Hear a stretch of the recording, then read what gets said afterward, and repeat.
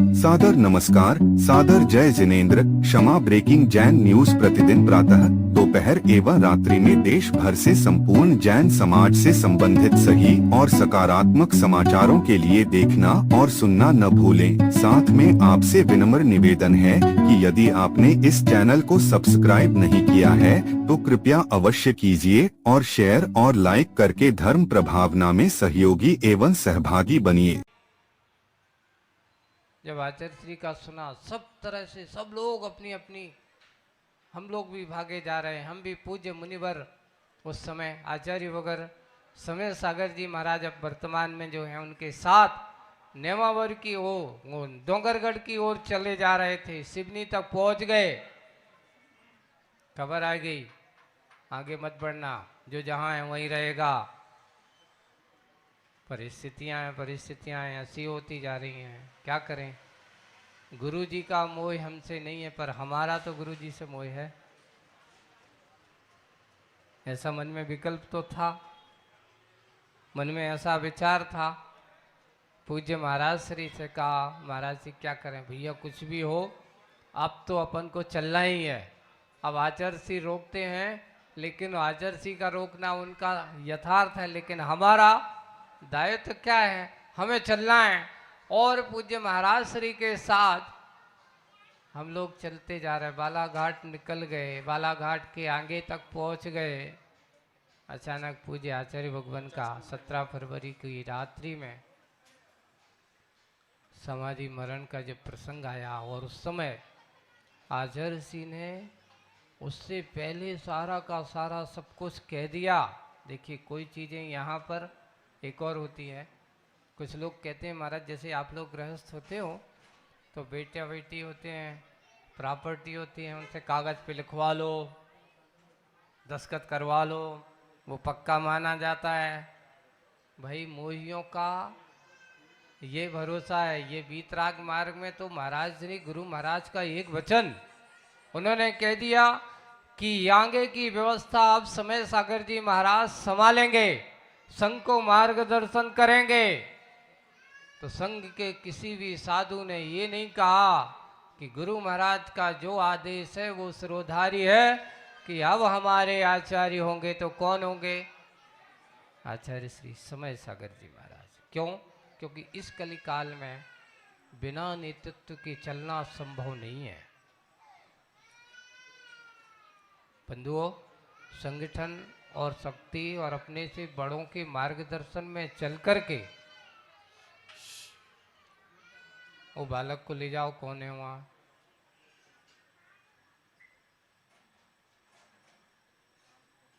बड़ों के नेतृत्व में चलना, क्योंकि इस विषम काल में बहुत जरूरी है। पूज्य आज का दिन ये आचार्यवर हमारे संघ के सबसे पहले महाराज, ज्येष्ठ श्रेष्ठ महाराज, और वास्तविक रूप से देखा जाए तो आचार्य भगवान को अगर हम देखते हैं तो उनके बिल्कुल लघुनंदन जैसे पूरक, लघुनंदन तो पहले से हैं ही, और वास्तविक रूप से देखा जाए तो वैसे ही उन जैसे दिखते हुए पूज्य आचार्य श्री समय सागर जी महाराज आज पूरा 1 साल हो गया, तिथि के हिसाब से, तारीख से नहीं।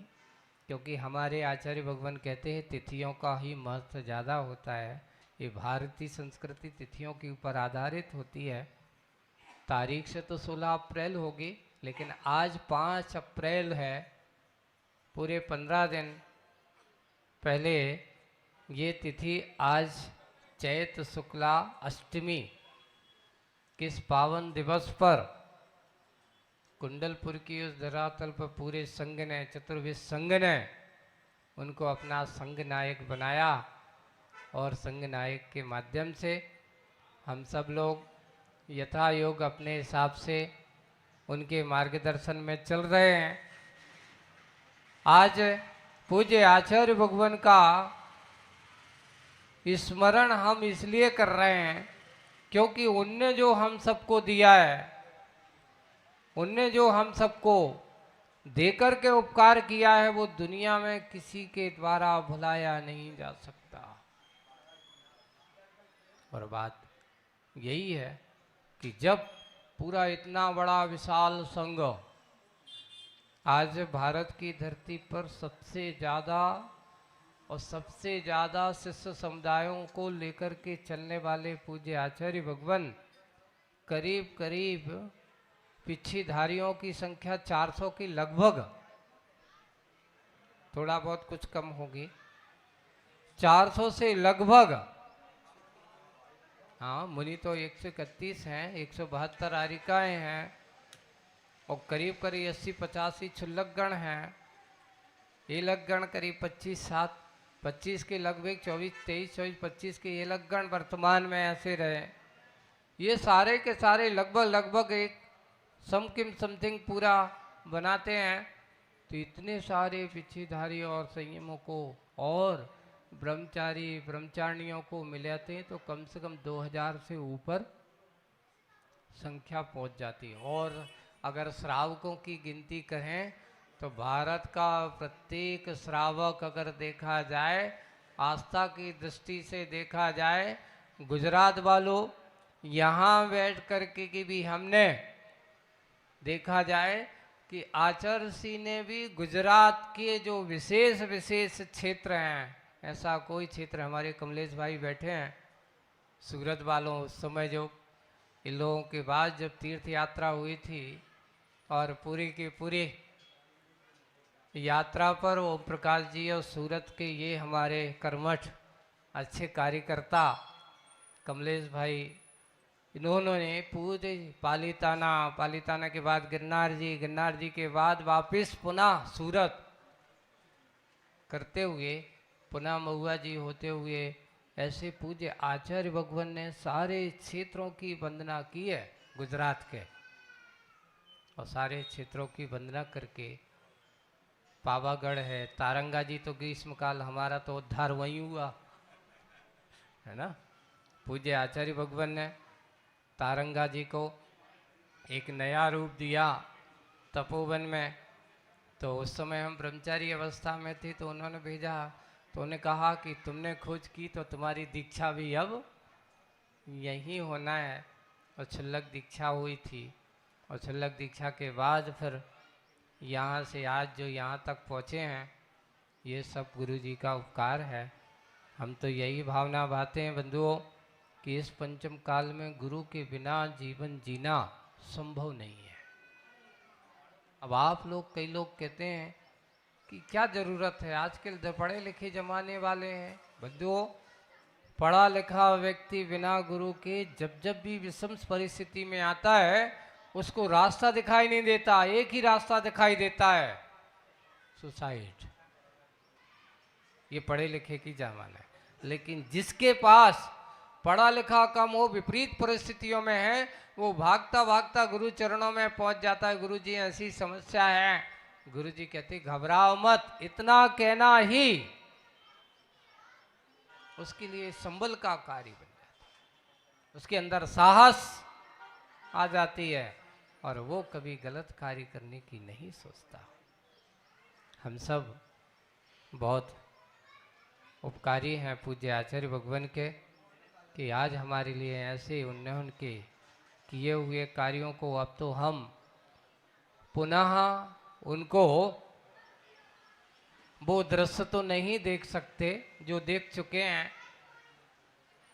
मैं तो कई बार कहता हूँ कि गुरु जी के जहाँ जाते हैं वहाँ पर असंभव में भी संभव हो जाता है।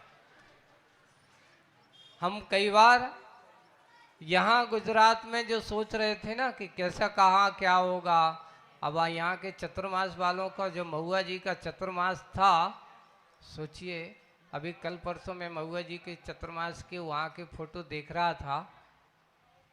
ऐसा पहला चतुर्मास था जहाँ आचार्य जी के प्रवचन के लिए कोई पंडाल नहीं था। एक स्कूल प्रांगण था, स्कूल प्रांगण में बैठ जाओ, खुले में प्रवचन हो जाते थे। पीछे एक छोटा सा पंडाल पहले मंदिर कमेटी का बना हुआ था, वहीं क्लास लग जाती थी। बहुत एक आश्चर्यजनक। और जबकि आज कोई भी चतुर्मास आदि करते हैं तो कितनी व्यवस्थाएं करना पड़ती हैं। जहाँ धर्मशाला नहीं है, लोगों ने घर खोल दिए, मेरा घर खाली है, मेरा घर खाली है। ये आश्चर्य वाली बात है। ये बहुत बड़ा पुण्य कर्म का उदय था कि आज हम सबको ऐसे पूज्य आचार्य भगवान की कृपा दृष्टि से हम सबको मार्ग मिला है, और मार्ग पाकर के हमने जीवन का उद्धार किया है। आज वर्तमान में पूज्य आचार्य भगवान के दिया हुआ मार्ग, उसको हम सब प्रशस्त मार्ग पर चल रहे हैं। पूज्य समय सागर जी महाराज का आज प्रथम आचार्य पदारोहण दिवस का यह पावन प्रसंग है। यही भावना का करते हैं भगवान कि आप भी ऐसे ही गुरु महाराज की तरह बिल्कुल चमचमाते हुए एक सूर्य की तरह, जैसे क्योंकि आचार्य को सूर्य भी कहा जाता है, जैसे सूर्य धरती के अंधकार को दूर करता है, जैसे सूर्य धरती के अंधकार को दूर करता है, एक नई चेतना, एक नई ताजगी पैदा कर देता है, वैसे ही व्यक्ति के मानस को अंधकार से रहित करने का काम, अज्ञान रूपी अंधकार को दूर करने का काम हमारे आचार्य वर सूर्य करते हैं। ऐसे ही भी सूर्यवर हमेशा अपने कार्य को करते हुए अपना मार्ग प्रशस्त करते चलें, और हम सबका मार्ग भी प्रशस्त करें। मोक्ष मार्ग पर चलते हुए स्वयं हम सब लोगों को मार्ग पर चलाते रहें। आज का ये पावन प्रसंग है भोपाल वालों का, आराधना के इस महामहोत्सव में। देखिए, जब भी कोई कार्य होता है, पहली बार करते हैं तो थोड़ा सा डर तो लगता है। बात मैं मान रहा हूँ, लोग सोच रहे थे कि कैसे होगा कैसा होगा, पहला कार्य है। पर बंधुओं, जब हम कार्य करते हैं तो फिर डर नहीं होता, और इतना है निडरता से काम किया। बहुत अच्छे से ये आज का ये विधान का महामहोत्सव का कार्यक्रम यहाँ पर संपन्न हुआ है। अच्छा लगा कि नहीं लगा सबको? अच्छा लगा ना? हाँ, तो इसलिए हम सब अंदर की भावनाएं बनाएं। देखो, मार्ग पर डरना कहाँ चाहिए, मैं लोगों से पूछता हूं, लेकिन उल्टा हो गया आज के समय में। जहां व्यक्ति को निडर होकर के बैठना चाहिए वहां तो डर रहा है, और जहां डरना चाहिए वहां निडर होकर के जा रहा है। लिखा है, पाप के और संसार के कार्यों से डरना चाहिए।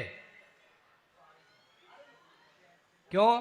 क्योंकि ये हमारे लिए दुख के कारण है, दुर्गति के कारण है, उससे हमें डरना चाहिए। और भगवान के सामने और गुरु के सामने बिल्कुल निडर होकर के क्या हो जाना चाहिए, क्योंकि भगवान अन्यथा शरणम नास्ति तुमेव शरणम हो। इस संसार में कहीं शरण नहीं है, बस आपके चरणों में जो आ गया, आपकी शरण में जो आ गया, वो तो निडर होकर के बैठ गया। अब उसे डरने की कोई जरूरत नहीं है। इसलिए भगवान के चरणों में बैठने वाला निडर होना चाहिए। पर हो ये रहा है कि आज के व्यक्तियों को भगवान के मंदिर में कहें भैया अभिषेक करो, महाराज मुझे डर लगता है।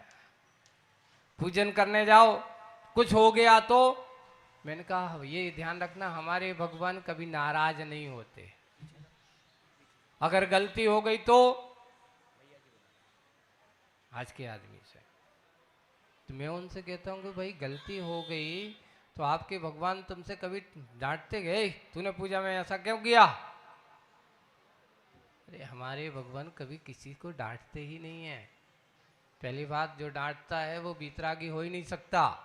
जो वीतरागी है, अरे आप जिनके चरणों में गए हो, आप तो अच्छे अपने मन से मन अच्छा बना करके जाओ, निडर होकर के जाओ। तो भगवान की पूजन करना हमारा दायित्व तो सबसे पहला कर्तव्य होना चाहिए श्रावक का। यहाँ भोपाल वाले, हम सुना है कि सभी लोग बहुत अच्छी परंपराएं बनाई है। यहाँ पर पैसों से शांति धारा नहीं होती, यहाँ पर परिणाम नमोकार मंत्र की जाप से शांति धारा होती है, स्वाध्याय से शांति धारा होती है। उन्होंने अच्छी परंपराएं बनाए की रखी है। एक दिन सप्ताह में एक दिन ऐसा आएगा कि कौन कितना स्वाध्याय करेगा। हमें अभी कल बताया लोगों ने मिलकर, बहुत अच्छा। स्वाध्याय के प्रति हमें जागरूक होना चाहिए। अपने बच्चों को, हमें स्वयं को, अगर आज हम अपने जैनिज्म को और अपनी संस्कृति को अगर बच्चों तक नहीं पहुंचाएंगे तो ये संस्कृति सुरक्षित रहने वाली नहीं है। मात्र लिख देने से सुरक्षा नहीं होती। हमने ग्रंथों में रख दिया तो लगता सुरक्षित हो गई, नहीं। इसकी सुरक्षा करना है तो हमें लोगों के दिमाग तक, उनके मस्तक तक पहुंचाना होगा, उनको आचरण में लाना होगा। अगर वो आचरण में लाएगा तो वो हमारी संस्कृति को जीवंत बनाएगा। स्वाध्याय करना हमें बहुत जरूरी है। वो स्वाध्याय करें, पूजन करके अपने बच्चों को, अगर आप पूजन करेंगे तो आपके बच्चे भी कल बड़े होंगे, वो भी कहेंगे मैं भी पिताजी के साथ जाकर के अभिषेक करूंगा। वो भी निडर होकर के अभिषेक करता है, पूजन करता है। इसलिए हमें ऐसी आदतें, ऐसे अपने संस्कार आने वाली पीढ़ियों को भी देना चाहिए। समय अपनी गति पर है, प्रगति पर है, इसलिए आज का ये बहुत अच्छा एक कार्यक्रम यहाँ पर अच्छे से आनंद संपन्न हुआ है। आगे भी ऐसे ही जो कार्य हमें करना है, भावना बनाए रखो, सतत पुरुषार्थ करते रहो। सफलता पुरुषार्थशीलों को ही मिलती है, बैठने वालों को कभी सफलता नहीं मिलती। हम अपनी सफलता बनाए रखें, सतत प्रयास करते रहें, नियम से। क्षमा breaking Jain news YouTube channel पर विज्ञापन देकर धर्म प्रभावना में बने सहभागी। विज्ञापन देने हेतु संपर्क कीजिए मोबाइल नंबर 9026900740 एवं समाचार एवं वीडियो भेजने हेतु व्हाट्सएप नंबर 9335236222। क्षमा breaking Jain news YouTube channel देखने के लिए आपको बहुत बहुत धन्यवाद। सादर प्रणाम, सादर जय जिनेंद्र।